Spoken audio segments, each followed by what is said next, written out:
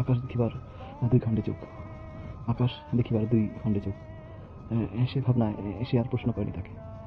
সে যেখানেই তাকিয়েছিল সেখানে একটি তারাই, একটি আকাশে, এর পাশে একটি চাঁদ, এরপর একটি দীর্ঘশ্বাস নিয়ে একটি কলম, একটি তার খাতা, একটি দোয়াত কালিতে তার কলমের শীষ।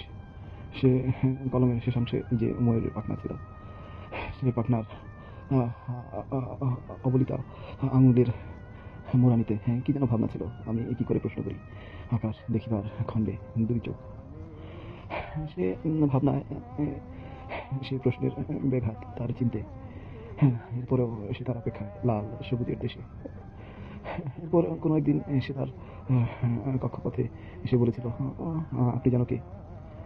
তখন বলেছিল যে আমি আমি নাম না জানা কবিতার করপিন্দের কোনো এক লাতের আলা ঈদে আমি তারই নাম। এরপরে সে আর নাম বলেনি। সে শুধু ফিতে তার ঈশ্বর পিতাকেই লিখেছিল যে আমি তো একটি সন্তান।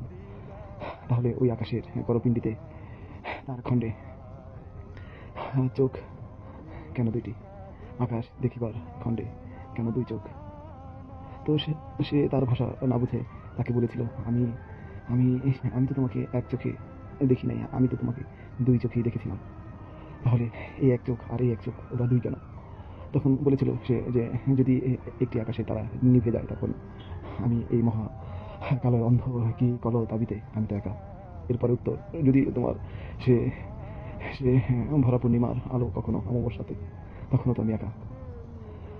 তাই আমি হয়তো সরপিণ্ডের উজোয়াতে তার কিরণের আমি তার অপেক্ষায়, তাকে পক্ষে। এরপর যদি তোমার কলমের কালি ঘুরিয়ে যায়, তাই আমি দ্বিতীয় কলমের অপেক্ষা। এরপর যদি তোমার কালির দোয়াত, এভাবে আমি তোমার পৃষ্ঠার পর পৃষ্ঠা।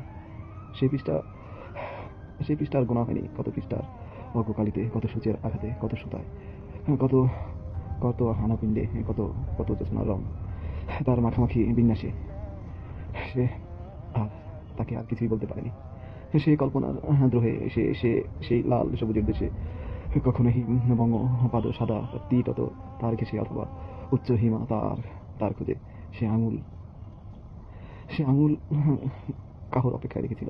সে হাতটি ধরে সেই আকাশের হিমে, কত উচ্চতায় 1900 তার দাঁড়ানে, যেখানে হিমা সে তার আঙুলি ধরে হাঁটবে। এরপর একের পর এক পাহাড় পাহাড় পাহাড়। এরপর সে আমরা শত তারায়, জ্যোৎস্নায়, আলোতে, কখনো এভাবে তার পূর্ণি, কখনো সূর্যাঘাতে হিম গলে সে কানায় পাথর ঘেসে ঘেসে, আবার কখনো তার নলাতে এসে বঙ্গতীরের, আবার সেই লাল সবুজে। এভাবেই আবার রাত আসে, কিন্তু সেই স্বভাব তীরের 10 আততা আর অভাব তীরের 10 আততা।